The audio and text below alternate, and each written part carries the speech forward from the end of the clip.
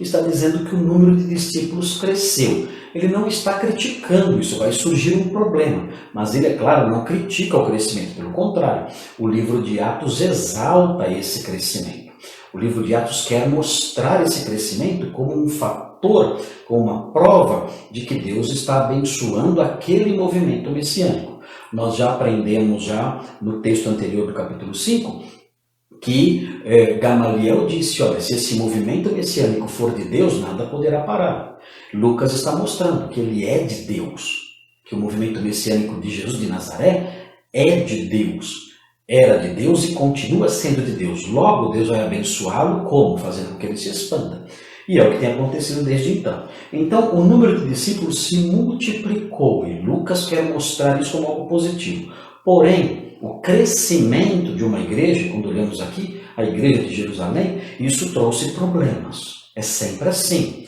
Com a mudança da realidade de uma igreja, alguns problemas começam a surgir. Aqui, nessa história, esse problema teve contornos gerenciais. Então, notem bem, é um erro nós acreditarmos que é possível existir uma igreja local que aos poucos não tenha que se organizar melhor.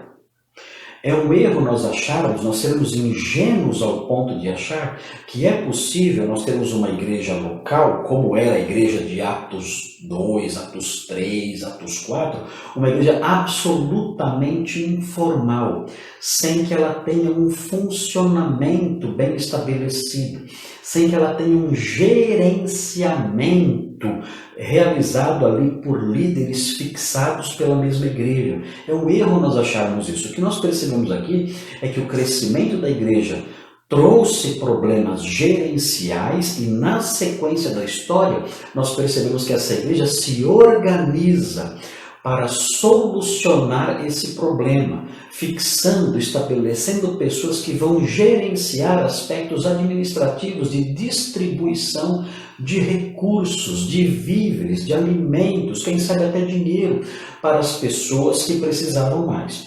Então nós percebemos aqui que há uma complexidade maior agora na organização da igreja. Isso vai acontecer outras vezes ao longo do livro de Atos.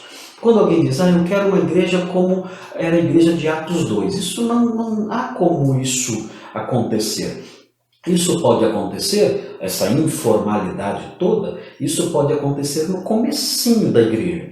Mas isso não, a igreja que se inicia assim, ela não consegue ficar assim, porque ela começa a crescer.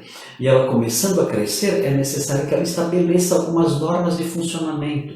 É necessário que ela crie algumas estruturas gerenciais. E aí, aos poucos, ela vai se institucionalizando. Então, quando você pega a igreja de Atos 2, que é absolutamente informal, as pessoas nas casas ali, tomando suas refeições e tudo mais, aquela coisa toda, quando você compara essa igreja com a igreja que vemos no Novo Testamento, 30 anos depois, nas epístolas pastorais, a igreja que nós vemos na época de Timóteo e Tito, e que eles lideravam, nós percebemos que é uma igreja muito diferente. A igreja de Atos 2 é extremamente informal, não tão informal como dizem por aí, mas ela tinha, claro, suas liturgias, seus cultos formais, mas ela era tomada por um grau de informalidade, de uma organização estrutural, institucional mais simples. Com o tempo, essa estrutura vai se tornando mais complexa. Quando você chega nas epístolas pastorais, você percebe que essa organização tomou uma forma bastante, muito maior, muito mais cheia de elementos presentes ali, realmente uma igreja institucionalizada, uma organização mais complexa. Nós percebemos isso não é errado, isso é normal. Com o crescimento da igreja, as realidades vão mudando e é necessário que a igreja se organize, estabeleça algumas coisas aí para funcionar bem.